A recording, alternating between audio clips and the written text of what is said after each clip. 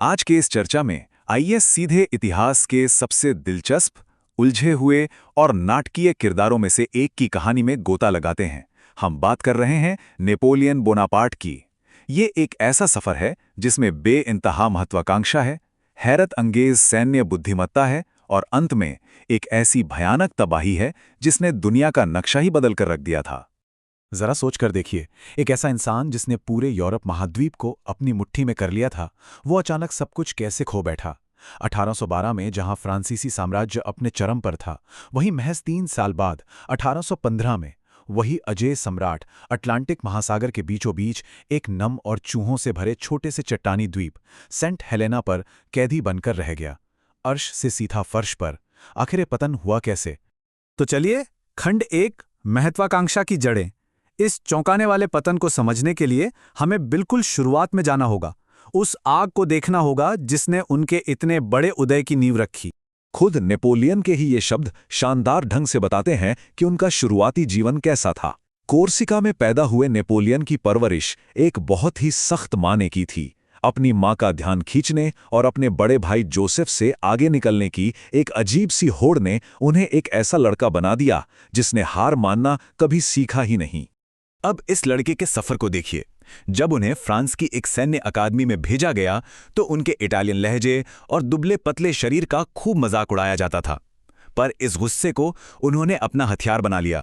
खुद को गणित और इतिहास की किताबों में झोंक दिया। अपनी इसी काबिलियत के दम पे वो फ्रांसीसी सेना में भर्ती हुए और फिर फ्रांसीसी क्रांति की उस भारी उथल पुथल के बीच सैन्य रैंकों में इतनी तेजी से ऊपर चढ़े कि अंततः फ्रांस के पहले कौंसल बन बैठे। अब आते हैं खंड 2 पर, चरम बिंदु, उत्कृष्ट कार्य और विरासत। यहां हमें उनकी सामरिक बुद्धिमत्ता और राजनैतिक दूरदृष्टि का सबसे खतरनाक और बेहतरीन तालमेल देखने को मिलता है। बात थी दिसंबर 1805 की, उनके सम्राट बनने के ठीक 1 साल बाद। ऑस्टरलिट्ज की वो मशहूर लड़ाई जिसे नेपोलियन का मास्टरपीस कहा जाता है।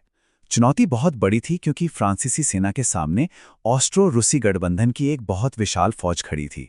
गिनती में वो बहुत कम थे, लेकिन यहीं तो नेपोलियन का दिमाग चला। उन्होंने एक बहुत बड़ा धोखा रचा। जानबूझकर अपनी कमजोरी का दिखावा किया और अपनी सेना का एक हिस्सा कमजोर छोड़ दिया ताकि दुश्मन वहां हमला करने के लिए ललचाए। और जैसे ही दुश्मन इस जाल में फंसा, फ्रांसीसी सेना ने एकदम से बीच के ऊंचे प्रादज़न पठार पर कब्जा कर लिया। दुश्मन की सेना 2 टुकड़ों में बंट गई। पीछे हटते हुए दुश्मन सैनिकों को जमी हुई झीलों पर से भागना पड़ा, जिसे फ्रांसीसी तोपों ने गोलों से चकनाचूर कर दिया। एकदम अचूक और निर्णायक जीत। खैर, उनका जलवा सिर्फ युद्ध के मैदान तक सीमित नहीं था।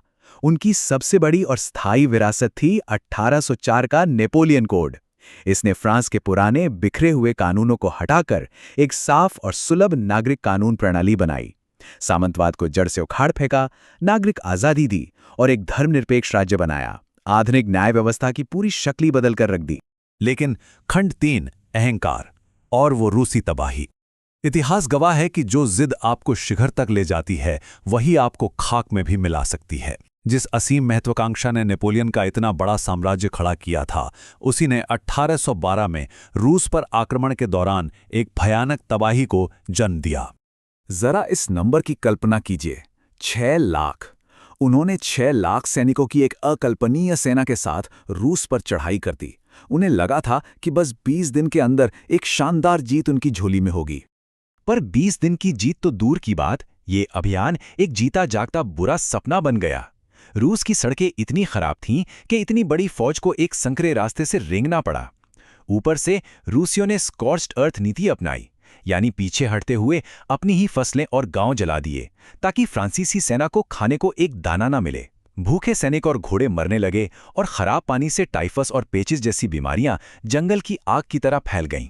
हालात इतने खौफनाक थे कि सिर्फ पहले ही महीने में चारे की कमी से 10,000 से ज्यादा घोड़े मारे गए। नेपोलियन की सेना जिस तेज रफ्तार के लिए पूरी दुनिया में मशहूर थी, वो रफ्तार पूरी तरह से पंगु हो गई। और यहीं से शुरू होता है खंड 4, पतन, वाटरलू के फैसले और निर्वासन। रूस की इस भयानक तबाही ने नेपोलियन के आखिरी दांव यानी जून 1815 के वाटरलू अभियान का मंच तैयार कर दिया था। वाटरलू के मैदान में कुछ फैसले बहुत भारी पड़े। उस सुबह बारिश से जमीन बहुत गीली थी। तोपखाने को सही से काम करने देने के लिए नेपोलियन ने मुख्य हमले को दोपहर तक टाल दिया।